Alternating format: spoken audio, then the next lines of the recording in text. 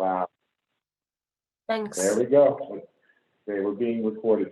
Yeah, so I have a note of the groups that were formed last week. I'm sorry, I'm trying to recover the material from my laptop. And so I have those names. I just don't have them with me right now. But does anybody remember who had signed up for teams last week?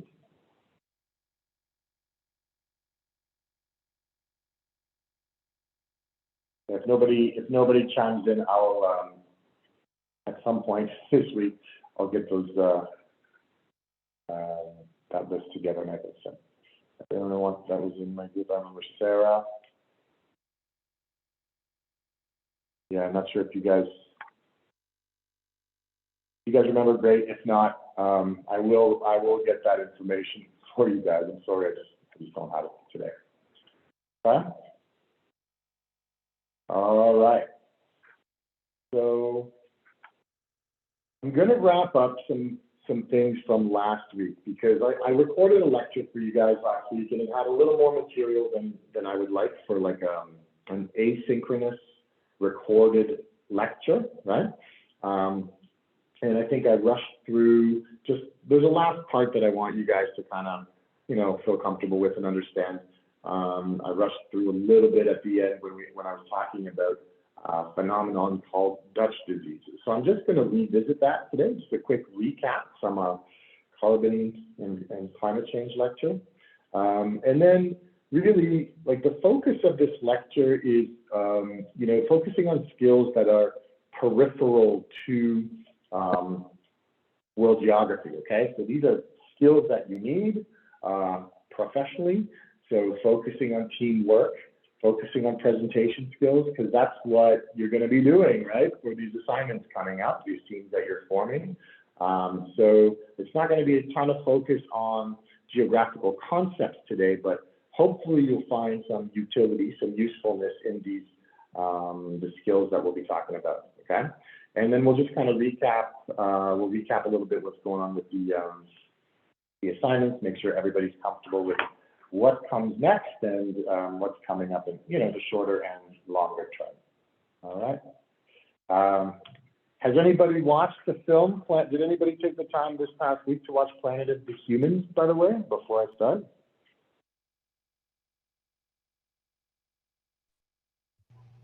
I watched it. Yes, I did. So what's your initial impression, guys? How did it make you feel? It was very negative. Yeah, it's kind of depressing sometimes, right? Yeah, so it just made me to know that the illusion behind this green technology, what's it called now? This industrialization of green technology, and then between having what's it called now? How do I put it? Like the climate change that we are clamoring for, that at the end of the day, the big shots are taking advantage of it because of the profit they get at the end of the day. So there's this illusion that they are helping us protect the earth, but in other words, they are also pumping impurities inside in the planet, and then they are kind of the actions they are taking by doing the I don't know how to put it, the air pollution, the ecosystem collapse, the deforestation and everything. They are investing so much on green energy, but at the end of the day, it's for their own benefit, and thereby destroying the purification of the earth.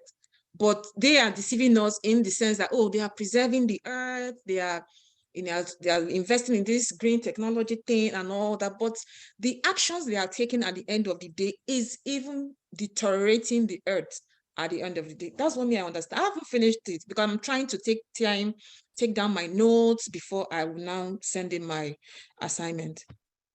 Yeah, very good. Thank you, Billy. That's great recap and summary. And for sure, it's a frustrating thing to watch.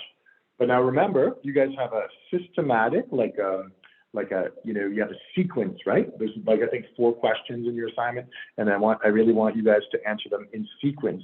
And the point of it is to get you to think critically, because we all have this initial reaction. Then when we dig a little deeper, maybe our opinion will change, maybe it won't. But that's the focus, is to really sort of set up our timing of answering question 1, then question 2. You got to read through that sequence, and I think we'll have some great discussions about it, once you guys have it all wrapped up. I don't want to say too much. You gave a great summary. But yeah, look forward to hearing from you guys. Did you have something Celeste you want to add? I did the full assignment and I agree with you. And it was I like how you did it in sequence, where you had to look at reviews and really analyze what was actually going on. Right on. Awesome. Yeah, thanks for that feedback. Yeah, it's cool. I always like reading what you guys put in there, because when you get down to the final point, it's like, okay, well, we always have to be questioning, right? Especially in this era, this time that we're living in. Information is presented to us in so many different ways. And there's a couple of lectures I'll have for you guys this semester where we're doing, not necessarily hardcore world geography stuff, but stuff that is related, kind of like what we're doing this week. And one of the lectures will be like a critical thinking lecture, and it's about media and information sources and how news from around the world is coming to us. So stay tuned for that one, guys, because that'll really sort of drive home some of the ideas in Planet of the Humans as well. Okay, really great feedback, folks. So thank you for that. Mohammed, sorry, my friend, but I do want you guys doing the plagiarism quiz again if you've done it in another class. I know it maybe seems repetitive, but it's one of those things that is worth doing a few times, because it's such an important part of academic work, okay? All right. Okay, so I'm going to wrap up some stuff about carbon, and then we'll talk presentation, teamwork skills, and a little bit about assignments as well.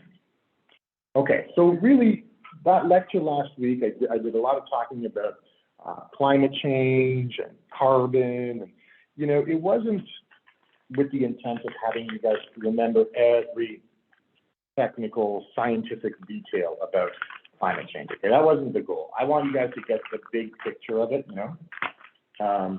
and really sort of, start to understand how it's affecting the world around us. And it doesn't matter if we're in a rich country like Canada or in a poorer country, climate change is something that is going to affect our lives, And one of the ways that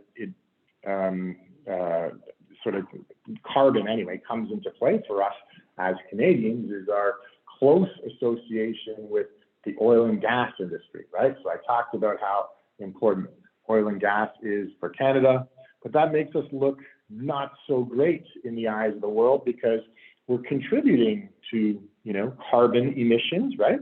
And climate change. So for a big green country, we're not really necessarily doing our part. And so with that in mind, now I'm going to talk to you guys a little bit about this economic idea, okay, the idea of Dutch disease as it relates to the oil and gas industry, okay? And again, I don't want you to know every technical detail. I really just want you to get the big picture here, okay?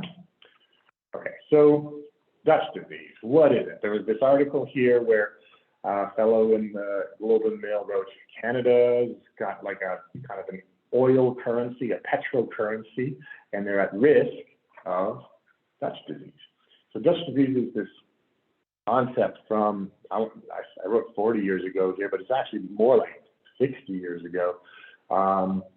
And it's based on an experience that was had in the Netherlands, right? So they discovered a whole bunch of natural gas in the Netherlands. And for any country, that's kind of exciting, because it's like, oof, opportunities for economic development, right? So politicians and policymakers, they say, all right, let's go. let's exploit this natural resource because it's going to create jobs and opportunities and innovation, do good things for our country's economy, which is fair because that is true, right? But they really developed it quickly. So when I say the oil and gas sector exploded here, I don't mean there was an explosion, but I do mean, you know, the sector grew very quickly, right? And so when that discovery took place, there was a big influx, like a sharp rise in foreign investments, okay? And this is what happens. This happens here in Canada too. So here in Canada, for example, we have oil deposits in the oil sands. And when we discovered that we could really exploit those, there were companies from China and Spain and England, right? Other parts of the world that said, hey, we want to take part in that economic sector. We will invest. So they bring some equipment over there. They buy some shares in some companies that will come and exploit the oil and gas sector, come and pull some of that oil out of the ground and send it to refineries. Some companies build refineries. But it means like all this money from outside the country is flowing into the country. And when that happens, the currency appreciates. So what do I mean by that? Does anybody know what I'm talking about when I say all this money comes into the country and the currency appreciates? What is that?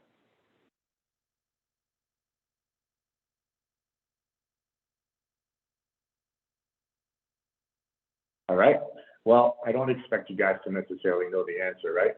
But yeah, all the value goes up. That's right. So our dollar. So in the case of the Netherlands, right, it's that with a Dutch currency that they had at the time. Here's the Canadian dollar. It goes up. Yeah, it's reflected in the exchange rate. Exactly. It goes up in value relative to other currencies. So what do we always compare the Canadian dollar to? When we're comparing it to another currency, what do we say?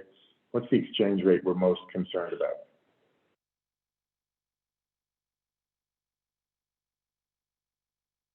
Canadian dollar, exactly, Celeste. Yeah, we're always comparing because we sell more stuff to the US than anywhere else.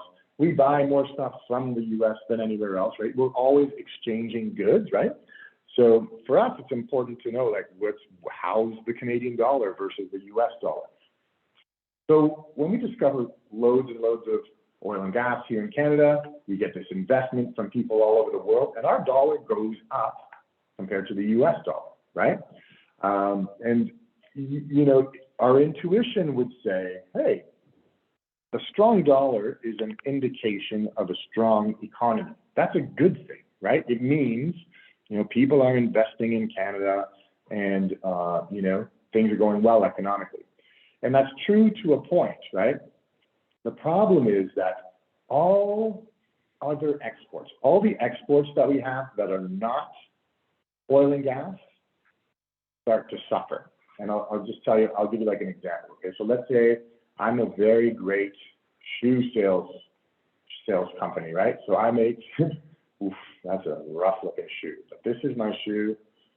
Okay, a little bow here, two laces, right? And we'll make the logo like a B for Braden shoes, right? That's pretty cool, right? Would you guys buy that shoe? That is a good looking shoe. Put like a toe cap on it. Where the laces go. Okay, of course, right? Super fashionable.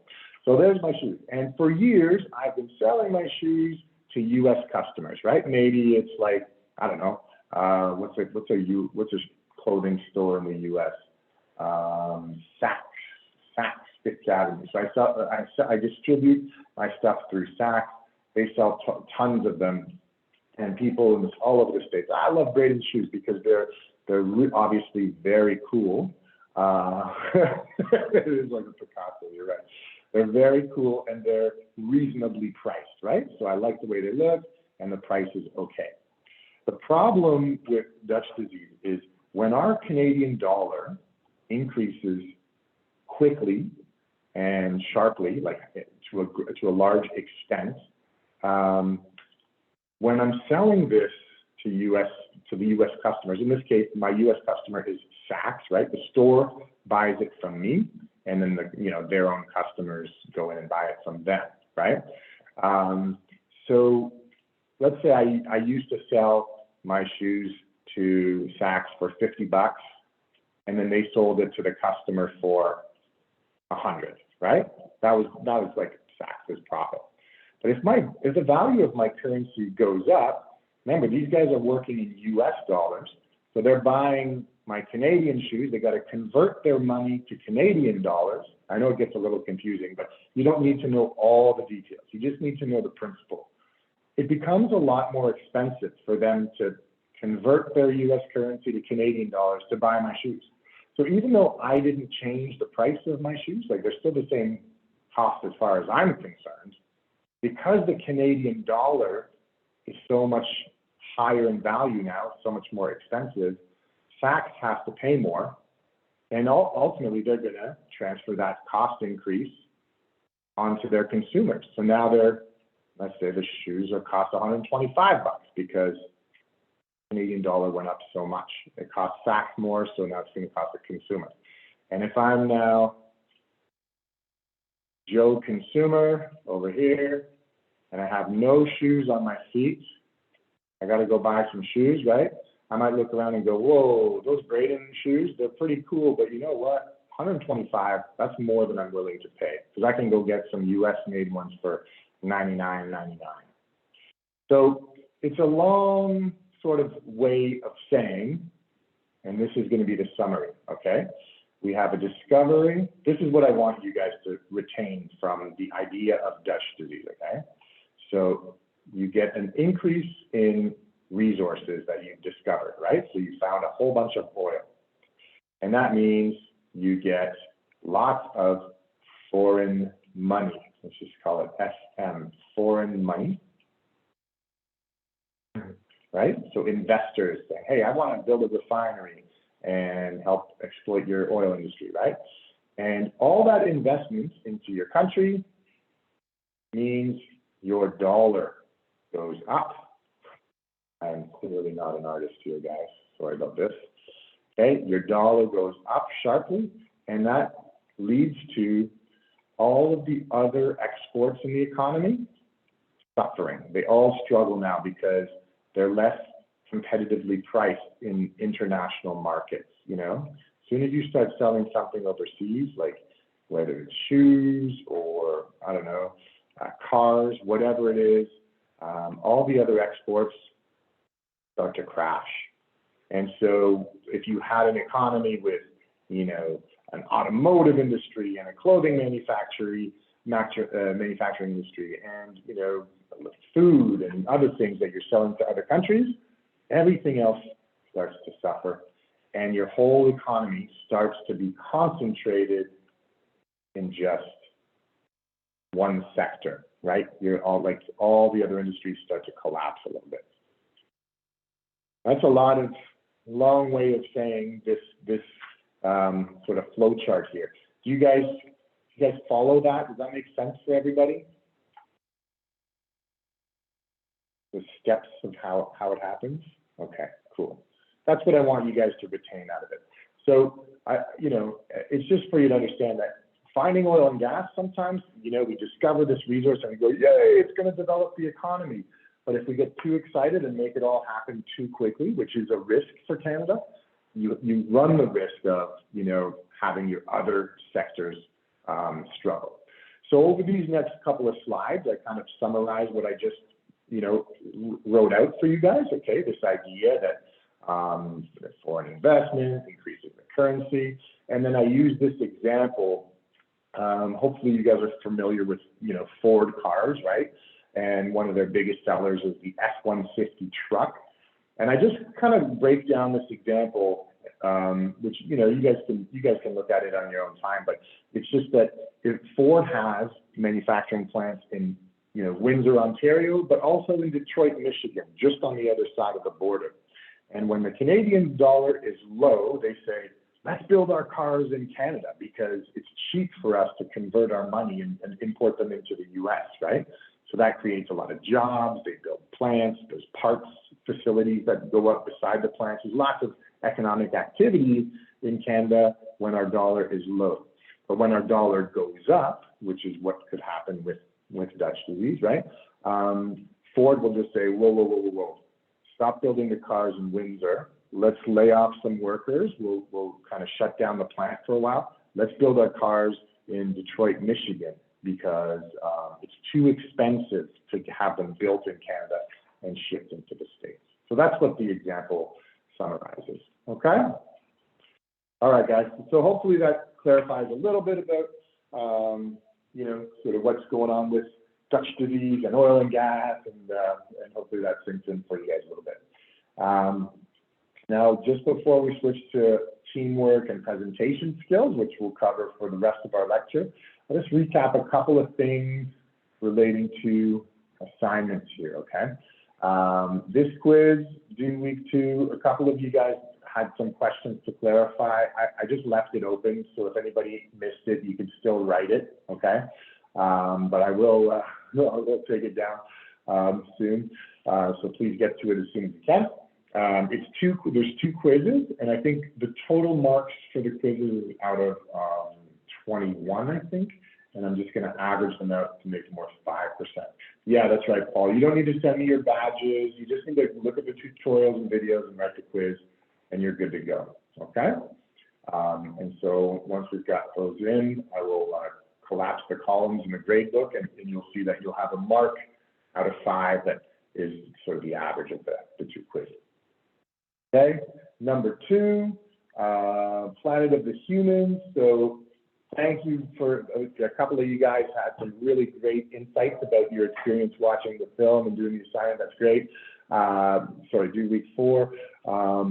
And that's worth 10%. So it's not a lot of writing, but you know, take some time to watch the film, and I want you to think about it and do a little bit of web-based research. So just be aware that that's coming up next week, right? And if I'm not mistaken, I think on the assignment description it says that it's due at 11:59 on Friday of next week. Pretty sure, but you can check that. Okay, so under assignments you can find it all there. All right, term test 1 coming up in a couple of weeks. This is just based on our lecture slides, okay, so all the material we're covering in class, open book, multiple choice, true or false. There is a time limit, so you know you got to be organized, have your files open, and be ready to write it, ready to rock. But this is, you know, because it's an online open book test, you've got any time during the week to write it. Like I'll open it up at 9 a.m. on Monday, and then it'll close at like, you know, and I'll make it 11:59 because people get used to the deadlines, right? So 11:59 on Friday. Any time in that window, you go in and you can write this, you know, 1-hour test, whatever it is, 1 hour, 45 minutes, something like that. So it's an opportunity for you guys to do well, right? You can get a pretty good mark on that because you can look up the information, but you just need to be organized and ready to go, okay? So that format is the same for term test 1, term test 2, and the final, okay? Yeah, it'll be open all week 5 long, okay? And Carolee, the goal is to have... How many questions, please? For the multiple choice question, how many questions, please? I think it's somewhere between 20 and 30. I haven't got it off the top of my head. Yeah, it's like 45 minutes to an hour, and it's 20 to 30 questions. But I have to look at it to let you know for sure. I will let you know, like, in the week in advance. Once I've got it all finalized, you'll definitely know ahead of time, okay? All right. All right. And so, okay, so Carolee has a question about the group. So for this, these are the 2 assignments that we're talking about here. They are linked, right? So you're going to give me an infographic in week 7. Yep. And then the country report in week 8. Both of these are related. You're going to do it on the same country. Okay. So if you choose, you know, Singapore, you're doing Singapore for your poster and your paper. And it's great because it, you know, it manages your workload that way, right? you're kind of knocking off two birds with one stone. So both of them are group assignments. It's the same group does both of these projects, okay? And I would prefer it if you were groups of 4, but if you really can't find a 4th person, a group of 3 is okay, but no groups of 5, okay? 5 is too many. So 4 is ideal. If you can only find 3, we can probably work with that. Okay?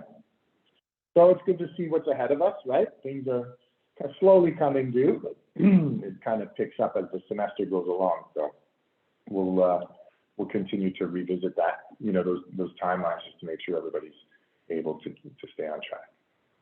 Okay, so let's move on. Yeah. Either find 3 partners. I can find them for you if you need me to, but we've got a sheet now. So take a look at that. See if some interesting countries are being populated on there, and try to join them. and I've got a detailed, before we move on, I'll just quickly summarize that there is a detailed assignment description with a rubric for both of these assignments, okay? Under assignments on our Blackboard page. And you have some latitude, you have some flexibility here. So I want you to give an overview of your country, right? But maybe someone who's working on, let's say, Japan, they'll be really focused on economics. Japan's got a big economy, right? And maybe some political aspects of Japan. I don't know, right? You're going to pick a few topics and focus on those, right? And maybe someone else is going to say, I'm going to do New Zealand, okay?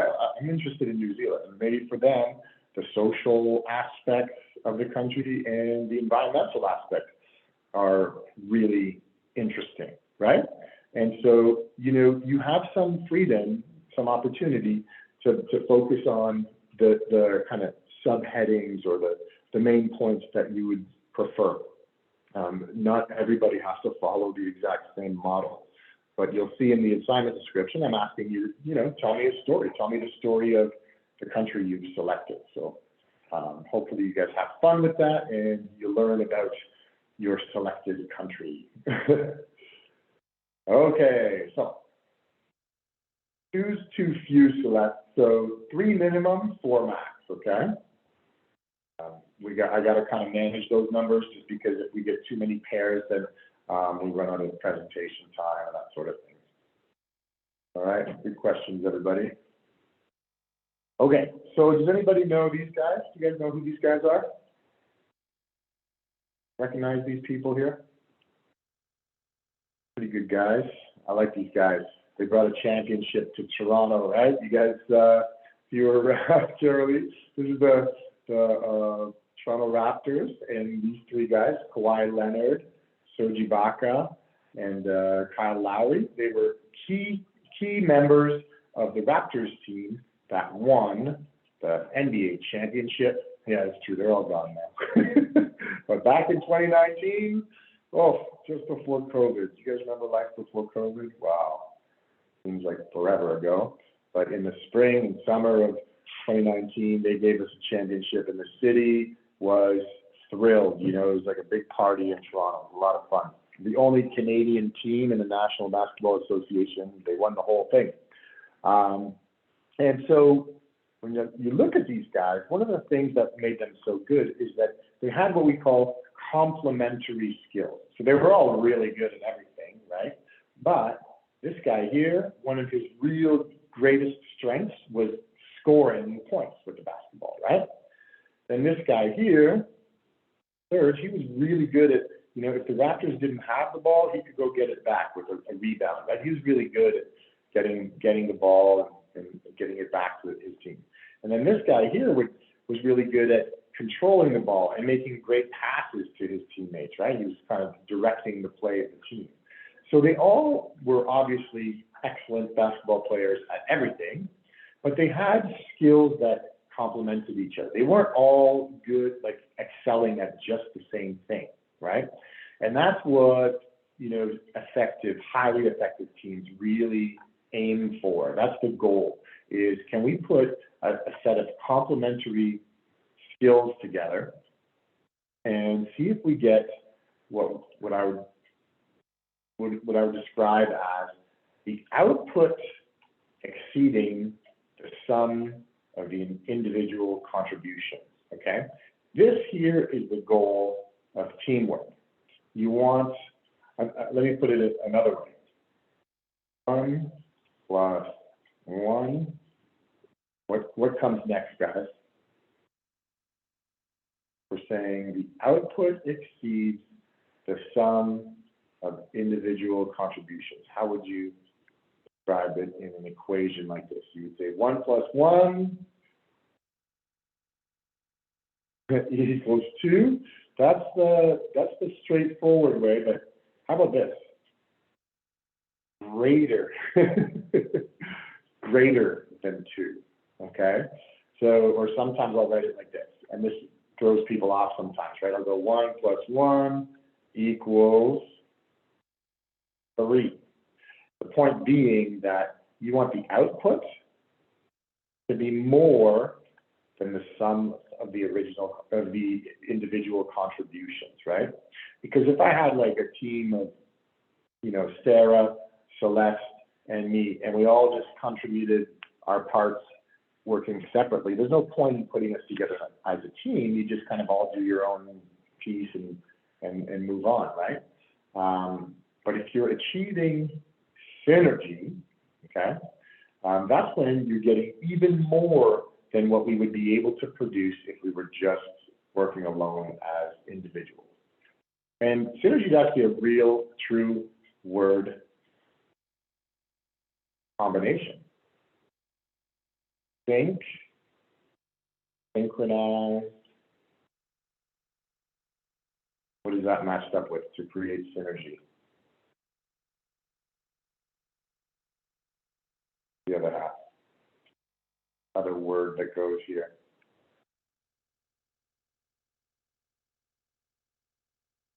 Energy, you got it, all right? So like synchronize, you got it.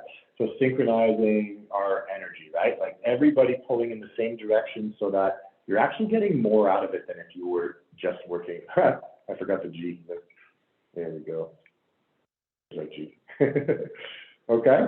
So it's one of those funny things, right? We've been hearing words like synergy all our lives, but we don't necessarily really think about it. We're like, oh yeah, that's like gelling or, things going well. And that is true, but there's actually a logic behind it. It's that you put a team together and you hope that they'll produce even more than they would produce if they were all working as a bunch of individuals, okay? Now, that's the goal of teamwork, but there's always a downside, right? Anybody have an experience like this in their academic life where you're this person here, you're working hard, guys, we're here working their butts off, and then one of the team members not really doing their part? So that can be frustrating. It's common, right? It happens. And so we try to manage this when we're working in teams, right? Hold each other accountable. It's part of our academic experience, right? So that's what we call social loafing. It's like someone says, I see everybody else is doing all the work. I can just kind of disappear, Sometimes teams get along so well that they have a team meeting, right? They go to the library for an hour and they end up like talking about their weekend. Hey, what did you do? Oh, I saw a great movie. I went for dinner at this restaurant. This is, me and my friend did this. And you spend half your time wasting your time instead of doing the work. So you have to be careful of that, right? Another idea, the idea of groupthink, is when like people don't really want to step on each other's toes, right? People don't want to offend each other. So like you just kind of agree with what everyone else is saying instead of presenting your own unique and original ideas.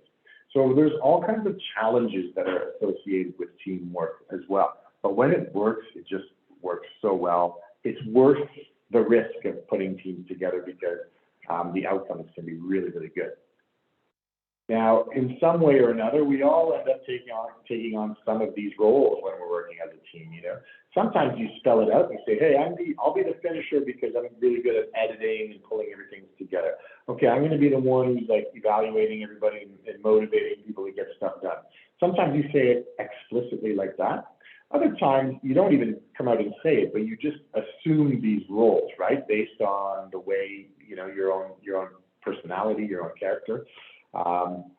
So that's just the different types of tasks that we take on when we're working in a team, okay? And there are some kind of good guidelines that we can follow, okay? So one of them is trust team members. So a lot of times, like if we're, what I call it sometimes like an A-type personality, right? Someone who's really organized, like likes to take charge and take leadership of things. I mean, it's great to have those qualities for sure, but we have to be careful that we're allowing other people to contribute, right? So we don't want to just make it happen the way we want it to happen. We have to trust that our teammates are going to do a good job, right? Obviously, it goes without saying, we have to be cooperative and collaborative. So we have to kind of put our ego to the side sometimes and say, okay, I got to do what's, you know, in the best interest of the group, not just what I want to do, right? That's a critical part of it.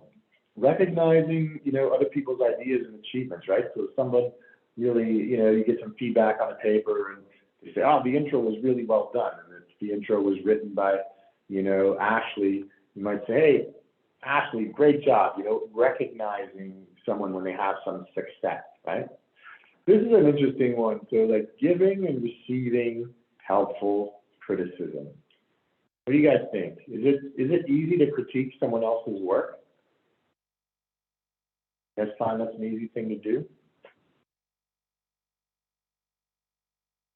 I find it challenging in a group scenario because I don't want to be overly critical, right? Maybe somebody worked hard on something and I don't want to make them feel like it's badly done, right? But part of the advantage of being in a group is that you get some feedback before you hand something in, right? That someone else can look at it and go, hey, here are ways to improve. It's just important to say it the right way, right?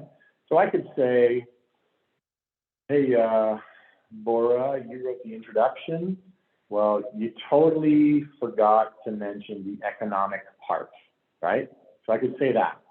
Or I could say, hey, Bora, that was a really good job on the introduction. I like your writing style. I like the way you presented the country. Do you think maybe we could add a little bit more about the economic section? Okay. For me, saying it the second way suggests it's going to get received much more positively, right? I think that if you frame it in the right way, if you say it in the right way, people will respond more positively. And then on the other side of it, we have to be willing to receive it. So if someone, you know, respectfully makes some suggestions to us, we can't be so closed-minded that, you know, we'll never do it, right? So keep in mind that an important part of group work is giving and receiving criticism, but we just have to frame it in a way that, you know, we're not creating conflict, we're trying to help each other. Ultimately, that's the goal, right? Share the glory. So if someone says, great job, don't say, oh yeah, that was me. Say, hey, that was a team accomplishment, right? Make people feel engaged. You're going to get much better results in performance if you make everybody feel like they're playing a part in the success of the group, right? And to that same extent, we don't want to rain on people's parades. We don't want to make people feel bad or minimize their accomplishments. On the contrary, we want to lift up our group mates, right? Pump them up. Okay. One of the challenges we come to sometimes is solving a problem or making a decision as a group, right? Sometimes there's some members of the group that think sort of more in terms of like their political motivations, right? And what I mean by political is not like going to vote for the prime minister, right? I just mean like opinions, right? When we think about politics, how do we feel about things? What are our opinions on this stuff? If we're too focused on our own points of view, our own ideas, our own biases, we might be missing some good opportunities to think about sort of the facts. So what I suggest to groups is that you should minimize political decision-making and maximize rational decision-making. Rational is the opposite of political, okay? Rational means we don't let our feelings affect our thinking, right? Doesn't matter if we like this or don't like this idea or this approach. We just use the facts to try to decide on things, okay? You're encouraged to use rational ideas versus political ideas to make decisions. This is a tip that actually really truly works. Like if you guys are working on something and you've been sitting around the boardroom for, sitting around the table for an hour and you can't move forward, you can't decide on what to do, literally change your physical conditions. Like literally stand up, go to the whiteboard. Don't remain seated at the boardroom table, okay? If you get up, just change your environment. You can actually like come up with solutions quickly. I've done this before in some of my meetings, and it can be a real just kind of changes everybody's perspective. It seems like a little thing. It doesn't seem like, you're affecting your ideas that much by doing something like this, but it really works. It's proven to work, Okay, so for the general rules of engagement, right? Come prepared, share your ideas. Don't just sit back in the corner and kind of cross your arms, right? Like be a part of the conversation. Get involved, and you're going to have so much nicer experiences and better results working as a team. Okay? Now I got a couple ideas for problem-solving techniques for you guys. Okay, so one is a concept that probably we've all heard before, the idea of brainstorming. This is when you want to be really creative. So if you want a thinking outside the box type of solution to something, or generating a really like innovative idea, brainstorming is a good way to go, okay? And this is where everybody just starts throwing out ideas, right? And they can be really kind of wacky ideas sometimes. They can be sort of, unconventional, like not something you would think of right away. The idea is to go with volume and variety of ideas. Now, you can't do it with a class full of people, right? You got to be a group of, 4, 5, 6, 7, maybe max people, right? And you definitely need somebody taking notes, okay? Like either at a whiteboard or with a notebook. Somebody's got to be recording this stuff down, because you throw out so many different things that you'll just forget them when you leave the room, right? But everybody should be encouraged to throw out whatever's on their mind. We don't criticize each other. We just give people the opportunity to throw ideas together. And it's amazing the quality that you end up with. You go for quantity and you end up with some really innovative solutions to things that we wouldn't think about sort of intuitively, So that's what brainstorming is all about. We really need a novel, new, different idea. Just get into a room with people and start just shouting out sort of what comes into your mind. And sometimes you combine two ideas. Sometimes someone makes a suggestion and another person says, oh, that's a great idea, but we can even improve it doing this, right? You got a really sort of free flow of information going, okay? Kind of a fun way to do it. Now this one's more serious. This is at the opposite end of the decision-making spectrum, okay? So it's called the nominal group technique, and it's more formal and structured. So you could have a group about the same size, right? And in this case, you're doing things more independently. So you're going to get together, right? You get the whole group together, and someone who's designated as kind of like the group leader or coordinator is going to present the problem. So what could be like a problem we're looking for? Let's say, how do you guys feel about tuition? Tuition kind of expensive? Yeah, right? I think so. I remember it was expensive when I was a student, and that was a long time ago. So that could be our problem. How do we, reduce the cost of tuition? That is your focus, team. So the leader presents this idea, right? And now all of the team members go off to their own places, their own spaces, okay? So it could be your cubicle or your own office, or go sit in a boardroom somewhere, and you come up with your list of ideas, okay? What's on your mind? And then you filter your own ideas and say, okay, what is my best one, right? I'm going to choose my very best idea.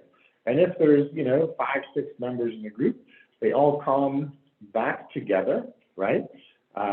You present and clarify each of your ideas, and then we rank them, we rate them, right? So you can have some sort of a matrix, some kind of rubric where you go, okay, this idea, ticks all the boxes, or this one doesn't, right? So out of those 5 or 6, you rank them and choose the best one. So this is more formal. It tends to be a little bit less of a creative process, but you can actually come to decisions more quickly, right? In this case, it's more straightforward. So you're picking the best idea from a group of individuals' best ideas, right? So that's the opposite of brainstorming in the sense that it's structured, it's organized, and done more independently. All right. Okay, so for the last, I promise I'll try to get you guys out of here in less than 30 minutes, okay? Maybe we'll try to keep it to 20 minutes or so and get you guys on your way. Okay, let's see. So for the last 20 minutes or so, we're going to focus on presentation skills, okay? Sorry, I just can't see my slides. Minimize this. There we go. Okay, so what do you guys think? Presentations important in the workplace? Anybody had the experience of doing a presentation at their place of work?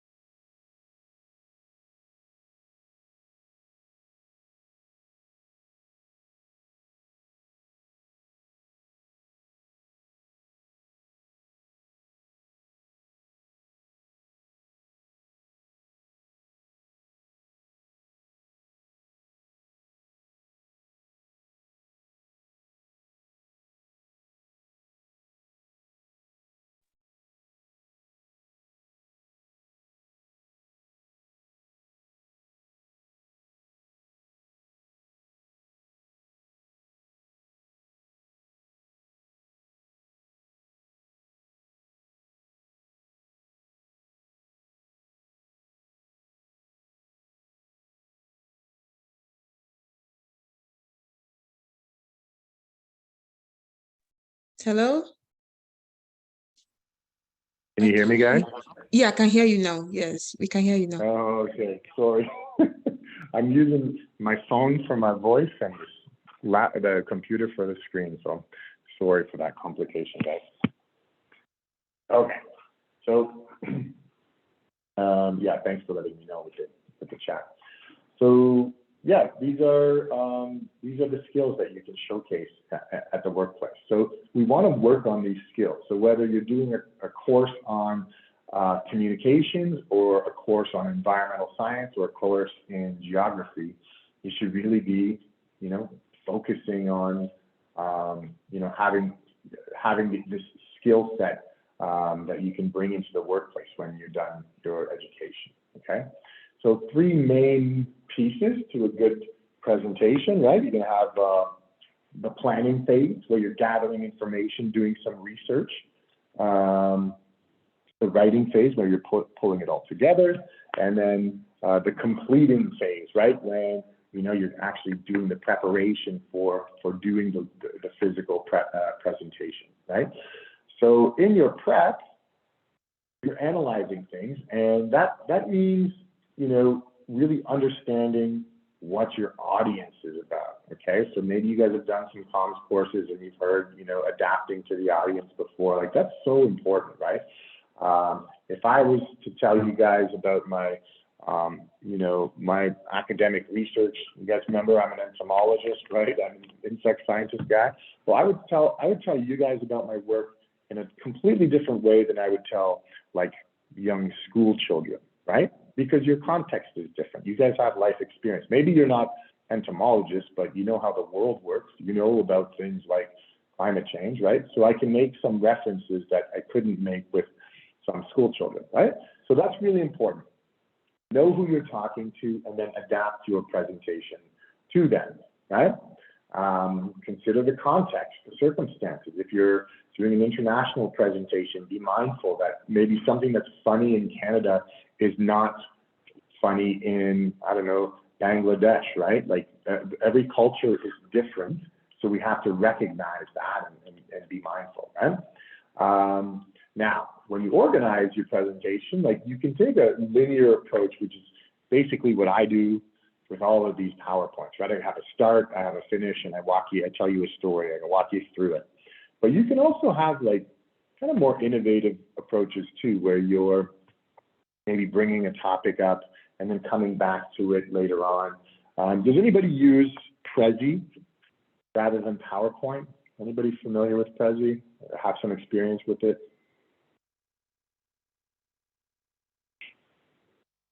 Yeah, Ryder?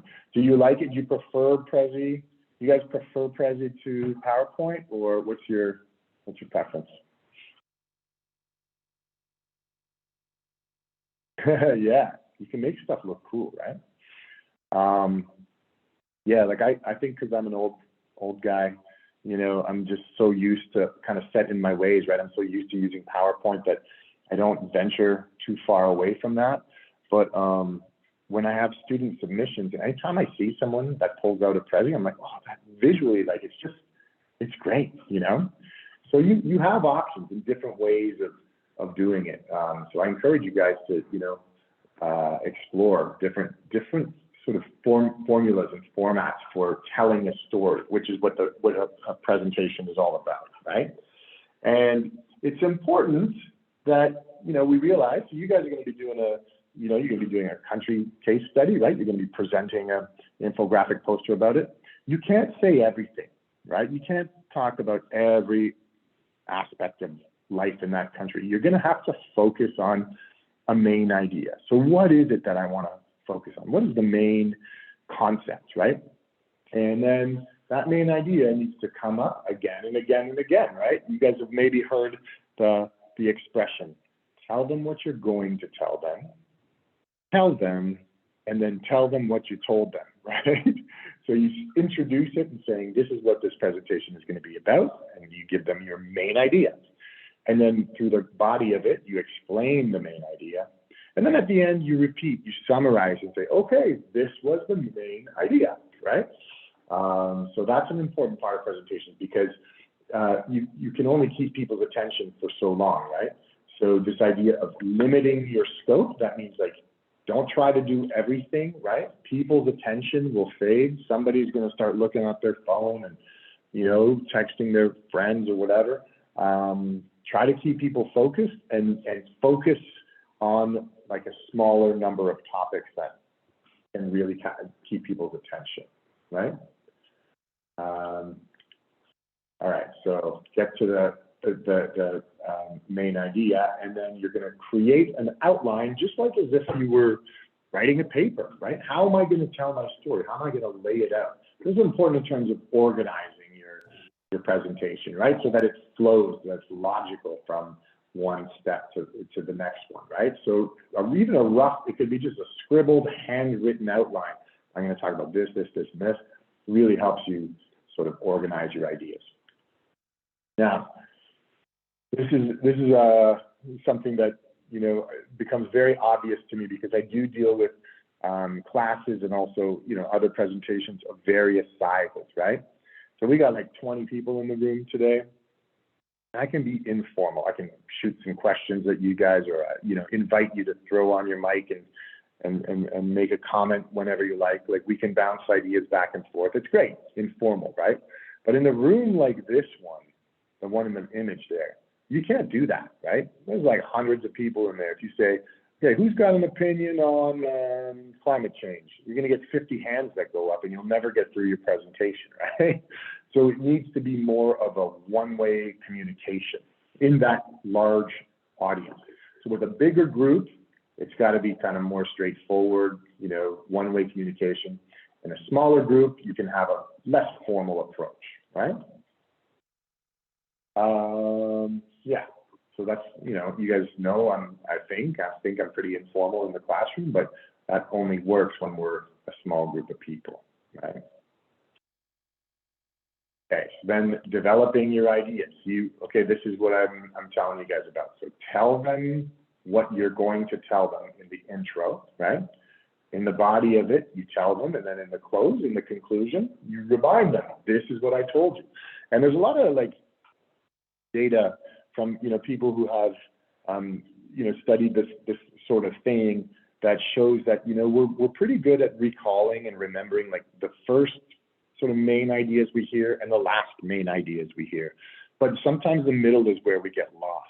Our attention starts to fade a little bit, and so if there's one or two important things you really want them to take away from your presentation, make sure you include it in the intro and the conclusion as well.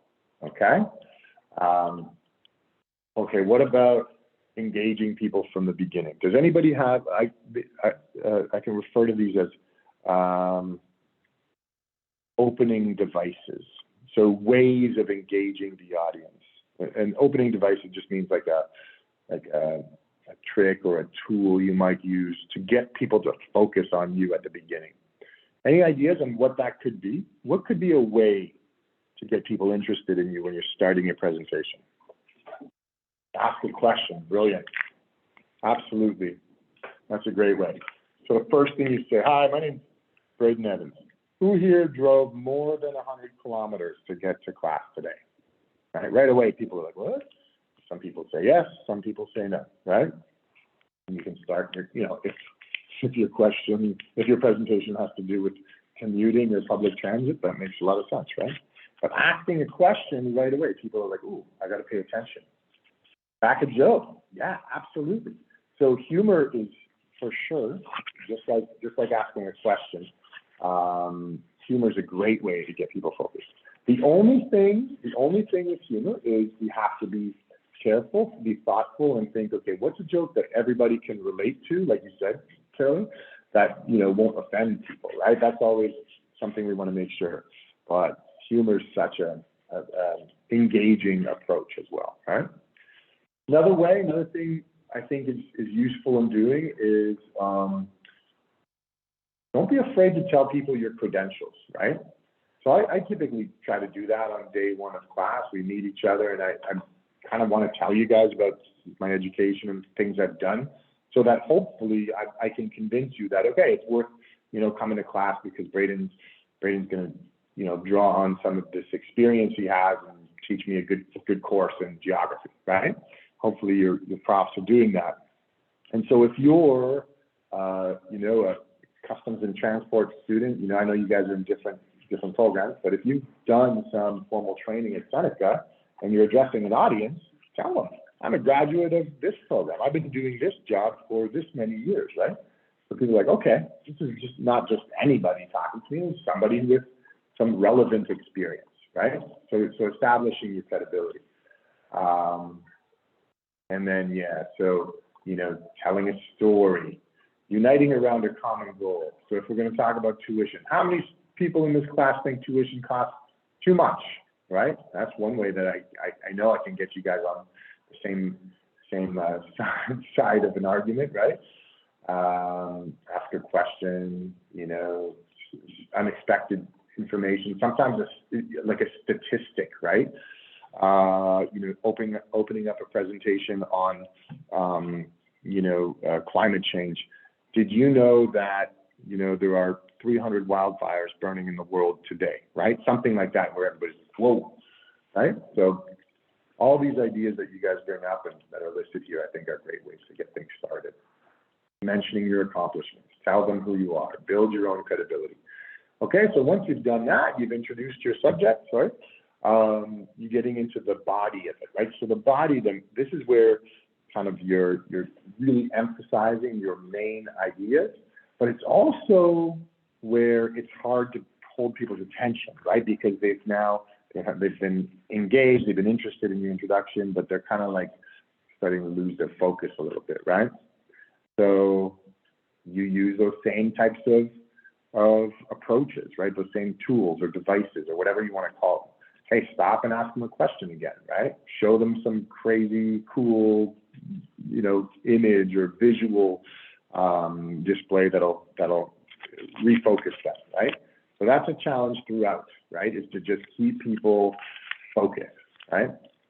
You can also anticipate maybe what some of their questions will be. Okay, they're probably going to ask me about this, so maybe I'll bring it up, And then when you get to your conclusion, remember you want to kind of restate your main ideas, right? And make sure they walk away with the main thing you want them to remember. Make sure that's on their mind, and also make sure they feel good, right? So there's a couple things. One, and I always tell student groups this: tell us when you're done, right? So when you're finished the presentation, don't just like stop talking, right? Let people know, okay, thank you very much for your attention. That's all I have for you today. I'm happy to take your questions. Okay, then everybody knows, yay, the class is finished, right? Instead of just kind of stopping the conversation, right? The other thing to make people feel good, you want like, hey, I'd love to talk to you guys again sometime in the future. Don't hesitate to reach out to me. It's been a pleasure getting to know you today, right? Some positive statements, right? And if nobody asks, if nobody has any questions, absolutely, Carolee, that's a great point. You can engage the audience, and sometimes by asking one or two questions, you start the flow of that conversation, right? People start to talk, and then the ideas start to come, right? Okay, so that is the focus of the conclusion. The other thing, you don't, some people just need to be helped along a little bit, right? You just need to help them come out and speak up. The thing, the text on your slide is important. So you don't want too much, right? You want some bullets like this, right? Where it's going to prompt you, oh yeah, I'm going to talk about this and that, key points. But then let the visuals do the talking for you as well, right? Maybe some cool graphs or something, or some cool photographs, right? Something to draw people's attention. If this is a paragraph of text, people will be trying to read it and not listening to what you're saying, right? So make sure that what you have on there is easy to read, right? And doesn't overload the audience with too much information, okay? As far as like charts and tables go, I would say less is more in a visual presentation. So if you've got a table, don't put a table with like 10 columns and 15 rows of data, right? People will get lost with all those numbers. But if you have a little bar graph with 2 bars, right? This is the world before the Industrial Revolution, and this is the world after, something like that, right? That's simple, easy to get for people to understand, and they're not like staring at your slide, like, what are they talking about, right? And then at the end, practice, practice, practice, and prepare. So if you know which room you're going to be presenting in on a given day, go to that room, see if the projector works, see if you can load your slides, right? Practice in front of the mirror to check your timing. That's always important, right? You want to make sure you stay on time. Can you pronounce the words? That's always tricky, right? If you're using some technical language, make sure you know exactly, the pronunciation and the meaning of the things you're going to say, right? And so different ways to do it. You could try to memorize everything, but that can get you into trouble if you draw a blank, if you get distracted, right? Sometimes you need to read like word for word from a written document, and that's a possibility, right? Because you know, maybe there's like some technical language that you really need to be careful you say the right thing. But the best approach, if you can do it, is just have your notes, have some material you can refer to, but just use it as reference material, right? Like practice it enough so that you know what you're saying, and your notes are only there to help you kind of, you know, prompt you to come up with what to say. Now this, what do you guys think? Who gets a little bit anxious before presentation? Anybody get some anxiety sometimes? Get nervous? The nerves?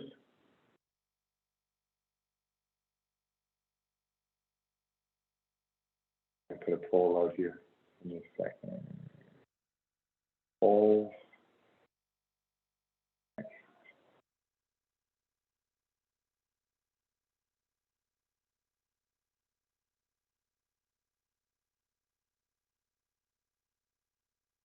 Do you get anxious?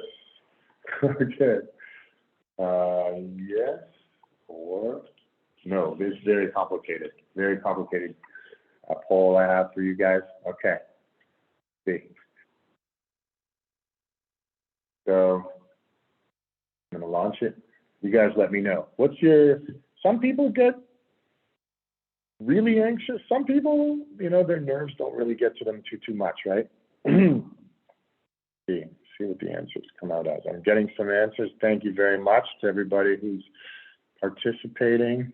Take a guess. Take a guess at what the percentage are that said, yes, I do get anxious.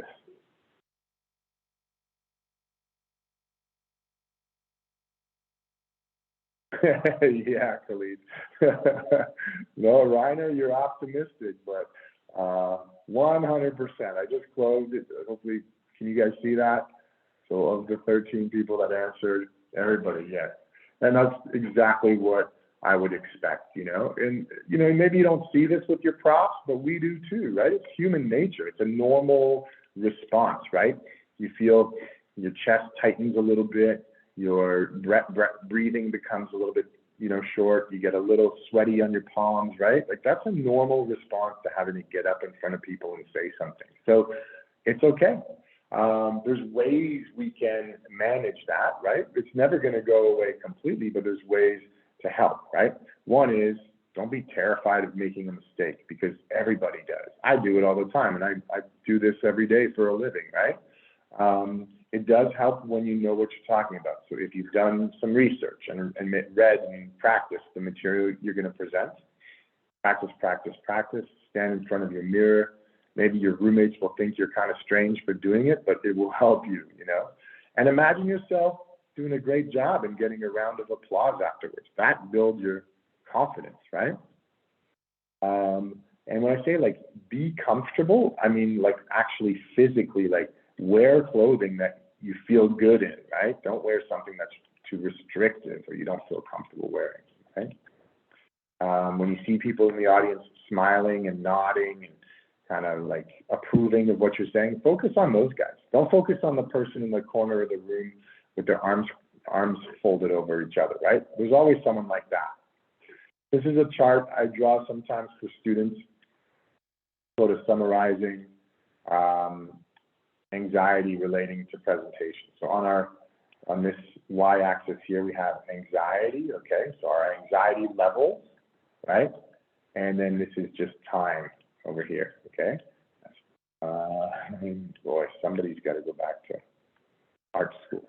And let's say right here is the day of the presentation. So we'll call it D, day of Prez, right? D of P, we'll just say. Okay, and that's this day right here. So it starts out, right? At the beginning of the semester, I tell you guys there's going to be a presentation. You have like a little bit of anxiety, but you're like, oh yeah, I guess I'm going to have to do something about that. But you're not too worried, right? And you're going along, and you make a group, and you're working as a team, and you're starting to put it together. And we're getting closer to the presentation day, right? So it's like, oof, my nerves. You start to get nervous, start thinking about it. Okay, I guess it's getting real. The presentation's tomorrow. Then the morning of the presentation, your anxiety is like spikes to here, right? But here's the thing, guys. This is like normal, right? But the thing is, after a presentation, we get this emotional kind of crash, and then we end up feeling pretty good because we prepared, we worked through it, we did something that's hard. Okay, Celeste, no problem. We'll catch you next week. Thanks for your participation. We're almost done here, guys. What I always find is when we're leaving presentations, I see students smiling, laughing, and feeling relieved, okay? So this is who you want to be. You want to be that student that is feeling great, feeling good. Picture yourself after your presentation having done a great job and your class supporting you, okay? All right, there's questions. There's always going to be some questions we don't know the answer to. Okay, there you go, guys. Celeste is doing Italy. Take a look at the sheet. Thanks for that. And I'll look at the summary of the sheet afterwards and see who's still looking for group mates. But yeah, make sure you guys get on there today. See you next week, Celeste.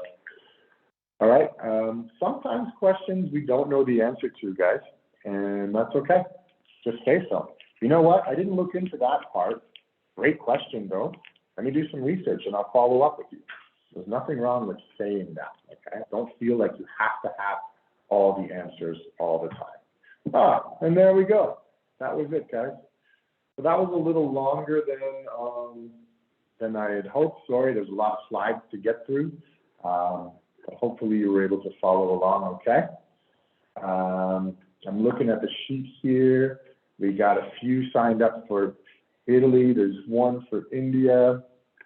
Some other groups coming together. So take a look, guys, and yeah, get on that sheet. It's a great opportunity to connect with some classmates and work together on something. All right. For those of you that had a group last week and that I didn't get a chance to summarize it before my machine died, I'm really sorry for that. But as soon as I have access to the material on that laptop, I'll follow up with you just to kind of recap who had agreed to pair up with who, and hopefully that still works for people. Okay, guys, any questions or concerns before we wrap up for the day?